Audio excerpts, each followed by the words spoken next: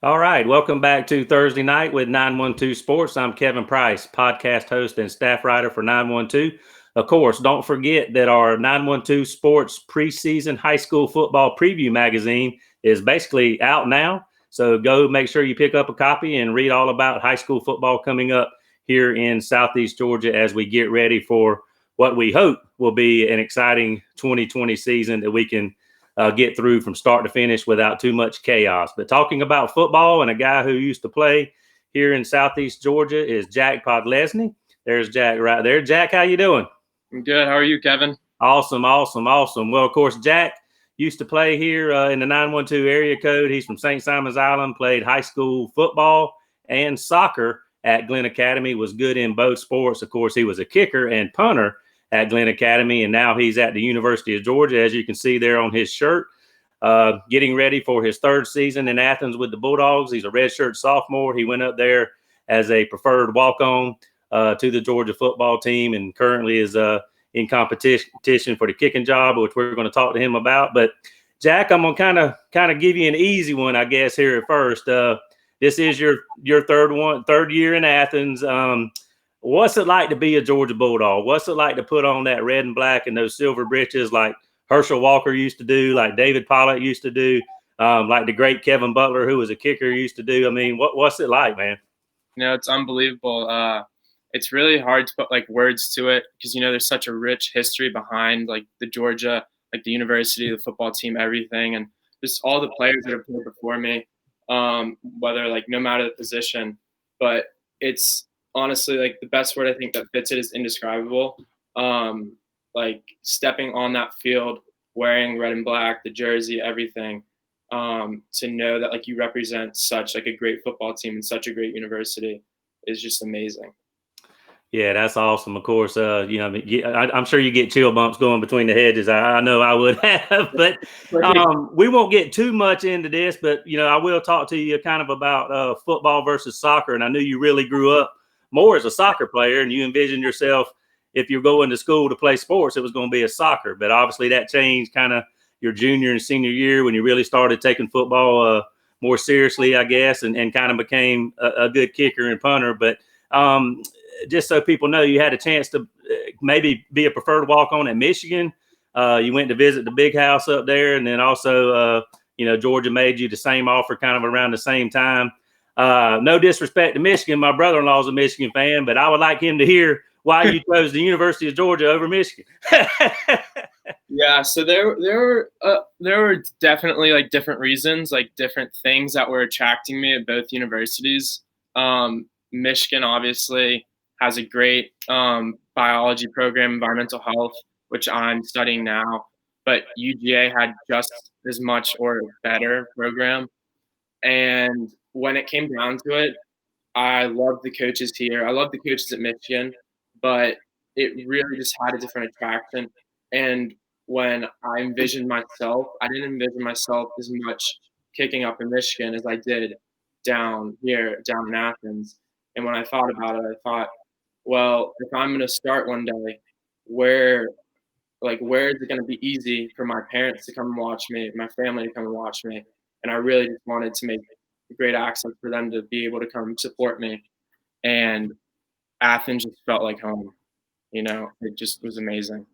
Yeah, of course, I know your dad pretty well. Of course, he's a soccer coach at Glenn and coached at Glenn and Frederica. And then Rob knows him pretty well too, professionally. And I'm jealous of your dad. I'll tell you that. Getting to go up there to UGA whenever he wants to and goes to a game, that's awesome. But let's talk about some other guys from the 912 who are up there. And you kind of talked to us a little bit before we started. But, of course, Richard LeCount, one of the biggest stars on the team on that Georgia defense from Liberty County, Hinesville. But some guys from here, Brunswick, Georgia as well. Warren McClendon, a year behind you in school, is competing for time on the offensive line. Of course, Stetson Bennett from Blackshear, Pierce County, is up there in the quarterback battle. And then Randon Jernigan, who you went to school with here at Glenn and played quarterback at Glenn, of course, is now an outfielder on the UGA baseball team. But I was just going to ask you, hey, do you ever run into any of those guys, or do you just have to wave at Richard from one end of the practice field and the other? But you had some interesting comments. Just kind of tell us about how you kind of see those guys around campus. Yeah, so the relationship with all of them is very different, but it's also a good relationship no matter what. Randon, I see probably the more often than I would expect to, because I just figured we'd be on different schedules, different sports, everything. But because all the athletic facilities are in the southern part of campus, we're running into each other all the time, whether it's tutoring or eating dinner, eating lunch. Um, Richard LeCount, I mean, I see a little bit in the facility, but it's more of off in the distance, as you were saying, just goofing off, whatever. Um, Warren and I grew up playing basketball together, so I have a pretty good relationship with him. And then Stetson, just great guy, like all around. When he came in, like met him, I was like, this guy's special. Like they're all just great competitors. Yeah. I wish we certainly follow all of you guys, and of course, being a Georgia Bulldog fan, it makes it a little more special. But I guess let's get down to business here, Jack. Obviously, we're all dealing with the coronavirus pandemic, and it interrupted you guys in the off season, no spring game, and all those kinds of good things. Just like the high schools here, you guys were able to go back to Athens and start working out sometime in June.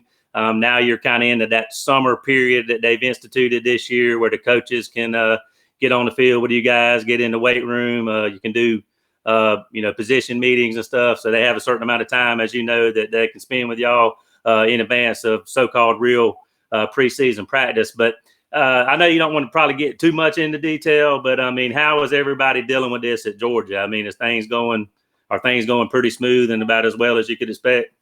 Yeah, so everyone's keeping pretty high spirits, I would say. I mean, this is what we live for is the football season. This is how hopefully one day we're gonna make our money off of football. Um, but we're just trying to take it day to day because there's so much uncertainty of it all. Like even sometimes I don't even think the head coach or our offensive coordinator, defensive coordinators know what's going on sometimes with the NCAA making decisions left and right, just because there's so much uncertainty. But we're trying to make the best of it. I mean, we're looking forward to the season. We're hoping everyone else is looking forward to a season. We're just trying to be safe while doing it all too. And talk about that. I mean, I don't know if you've kept up with what's kind of happening out west, but the Pac-12 players, of course, have written some letters and whatnot and made certain demands. But I know you can't really speak for everybody in the SEC, but at Georgia, I mean, do y'all feel pretty safe and pretty comfortable with the situation? I would say on my own behalf, and I think of most of my other teammates, that we feel safe. I think Kirby's ensuring that our safety is like his number one priority, like making sure we're wearing our masks, whether we're walking through the facility or we have them ready out there for practice because we need them on. And I mean, they're doing safety guidelines where you have to check your temperature when you come in, or you have an antibodies test this week, or they're testing a certain amount of players for COVID each day. So they're just trying to keep up to date, just making sure that there's no outbreaks, there's nothing crazy going on. I got you. I thought things were going pretty well from what I read and heard, but obviously you're in the inside there and can tell us. But tell us, Jack. Kind of talk to you a little bit about what your schedule was going to be like. Right here in this summer camp period. Kind of what's the typical day for you right now? Right. So, depending on the day, one day we have lifts every other day, and so when we have lifts, they spread them out by like an hour and a half, 2 hours. But there's lift groups from like 7 to 12, where we're waking up early in the morning, going in for an hour lifting. Then they're having to sanitize everything for the next group, and then after that, you're sent home if you're an early lift group, and you can just hang out, rest up. But after that, you have to report for lunch. Like today, we've got to report to lunch by 12:30. Starts at 12, and then after lunch, you have a team meeting, which lasts anywhere from 5 to 10 minutes. Then you have special teams meeting, another 5 to 10 minutes, and then you split off to unit meetings. And unit meetings probably last a little bit longer, like hour and a half, and then we break into practice, which is about an hour, and then they go to 7-on-7. So I mean, typical day meetings total last about 2 hours, so from 12:30 to 2, and then practices anywhere from 3 to 4, 3 to 4:30. Yeah, so it's cool. And right now, everybody's studying football, so to speak. Gets a little different when you guys have to go back to class. I know it becomes a little more hectic, and you truly become a student athlete at that point. But talk about Coach Cochran. I guess he's the new special teams coordinator. Kind of made headlines around the Southeast when Kirby scooped him out of Alabama. What do you think he's going to bring to the special teams? Yeah, so Coach Cochran's a great guy. I mean, I could speak for hours about him. He's definitely brought a new change to the team. He's all in, like he's just bought in from the start. Like first got the job and just contacted us all, making sure like, hey, you have my cell if you need to reach out, all this stuff. He's reaching out not only to like, obviously he's a special teams coordinator, but when you're a special teams coordinator, that just doesn't mean you're ahead of the specialists. You're the head of all the other special teams players that are part of that group. So he's reaching out to all the players on the team because who knows one day when he's going to need them. And he wants them to know it's more of a I need you deal instead of they need him. And he knows that like there's something special at this Georgia program and he really just wants it to explode. I mean, he's obviously just like us all. He wants to win another national championship and he really feels like it's our time. And he just wants the best for us. He wants us to excel. So Yeah, I kind of, from the things I read, obviously nothing against Nick Saban, but I kind of feel like him and Kirby kind of both want to prove themselves on their own and maybe do it together, of course, in this case. But Jack, obviously, all of us, up until last week, I guess, were curious as to what was going to happen all around college football, and we're starting to get those answers. But I can imagine maybe what some of the talk might have been in the locker room. Hey, are we going to get to play Virginia, or are we going to get to play Georgia Tech? Are we going to a totally conference schedule, which we now know is the case? I'm sure everybody has their own opinions and thoughts, but is there a general feeling in Bulldog Nation about the conference schedule only? Yeah, I mean, we're like, just as I said earlier, we're kind of trying to take it day by day because who knows what that first game is going to be like. Who knows if they're going to change the schedule up where we might be playing Alabama first, we might not. But we're just trying to tackle it like anything else. Like if it was Alabama, we want to tackle it just the same as if it was another team. I mean, competition's not going to change. Like we're trying to breed for success. But I think we're just trying to keep like a positive mindset about it. So yeah, that's something you really can't control. I know some behind the scenes work might be taking place, but you guys as players aren't necessarily involved in that. But Jack, let's talk about something you are involved in, and that's the kicking situation. Of course, everybody knows that Rodrigo Blankenship has now moved on to the NFL, so the spots he occupied are open, I guess. Just talk about the kicking situation. I know you're involved in it with several guys competing for time there. Just give us a inside look at the kicking situation. Yes, sir. So there's a room, obviously, always for competition, and they're really trying to, I think, breed it this more, like a lot this year. So there's me and two others, but there's also possibly Jake Camarda. We don't know where this it just kind of ends up where like when the season comes down to it, it's up to the coaches, and we don't really know that just yet of like what they're gonna do. But I mean, like usually you think of, oh, if these guys are competing against each other, they're not really gonna be friends. Like it's hard to be friends with someone you're competing against like for a job. But I mean, it's all love around here. Like we're like brothers, everything on the team. And so, I mean, we're just trying to push each other. When someone misses a kick, like we're trying to help, like, hey, this is why I think you missed it, or like the opposite way around.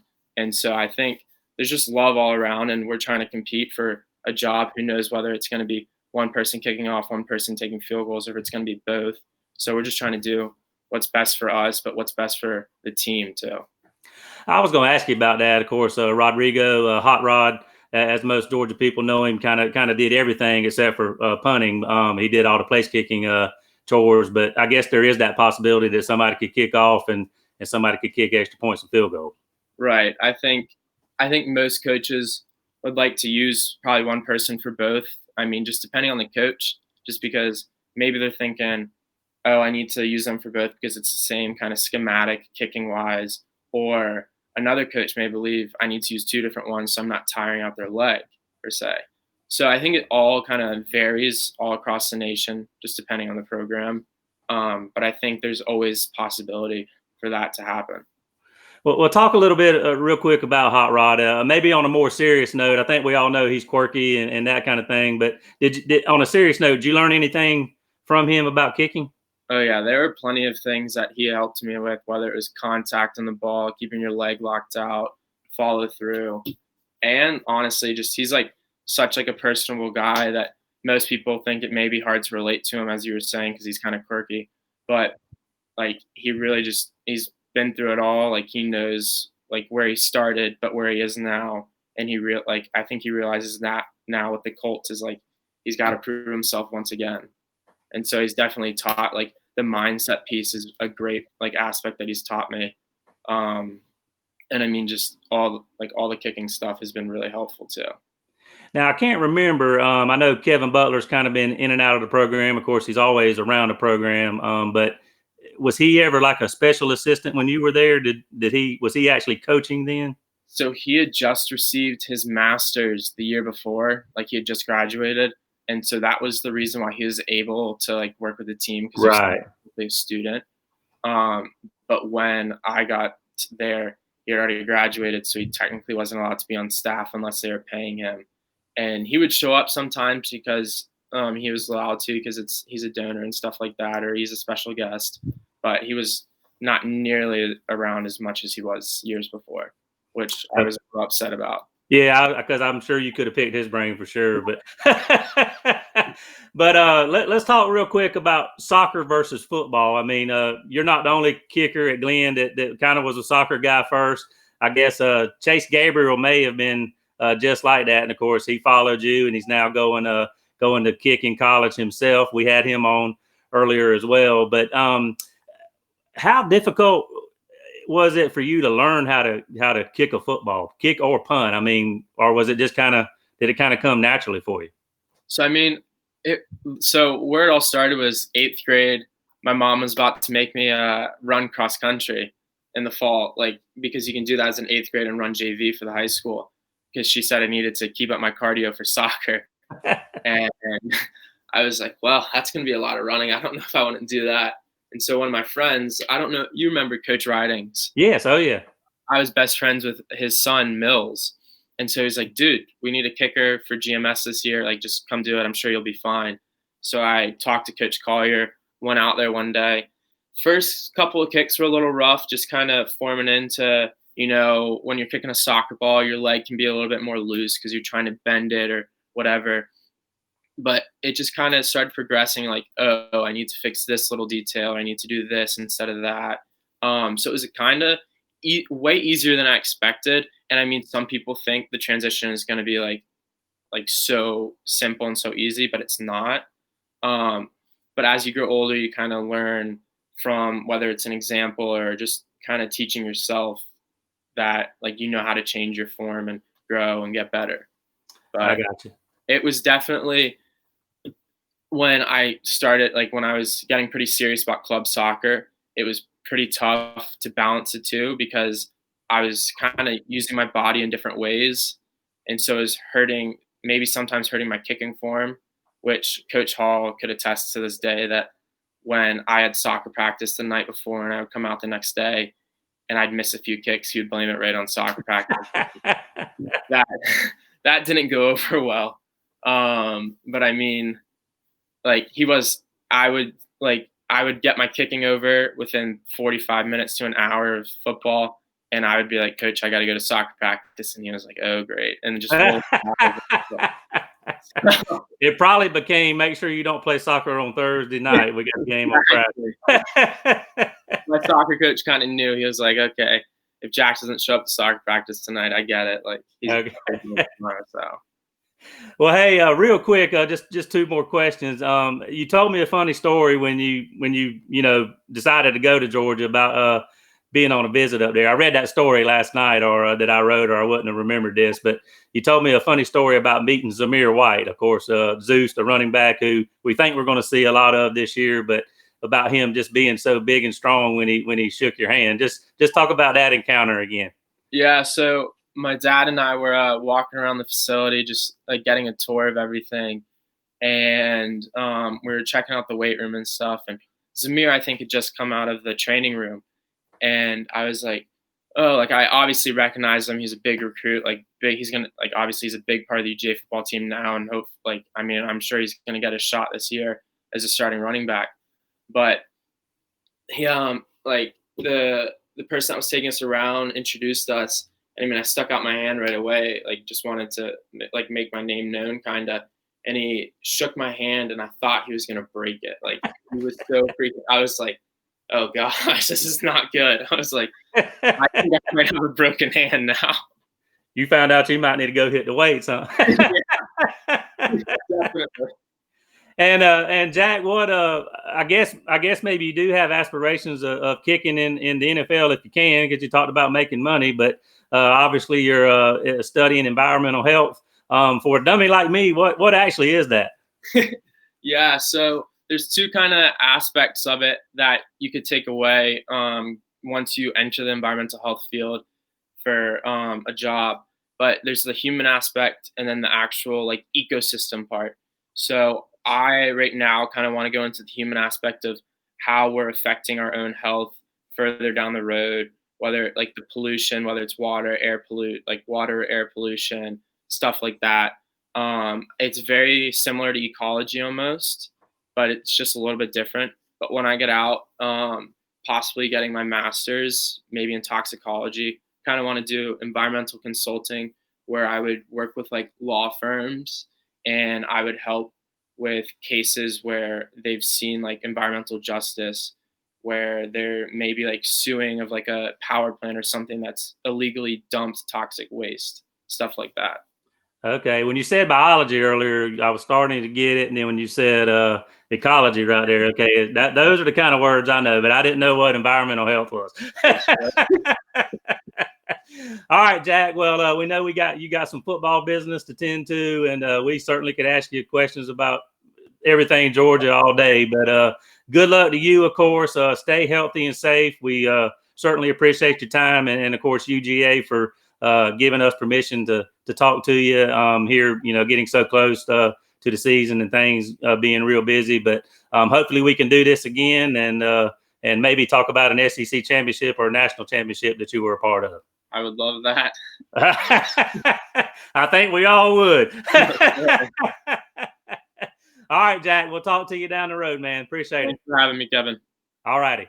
That was Jack Podlesny, former Glenn Academy soccer and, of course, kicking standout now, kicking for the Georgia Bulldogs there in Athens. Before we take a break, let's thank our sponsors, Prime South Bank, Gibson Animal Clinic, Coastal Pines Technical College, Robbie Robertson Ford in Waycross, Summit Sports Medicine and Orthopedic Surgery, and Kim Smoke, licensed realtor with Crossway Realty. Let's take a break. We'll be back with more here on Thursday night with 912 Sports right after these words.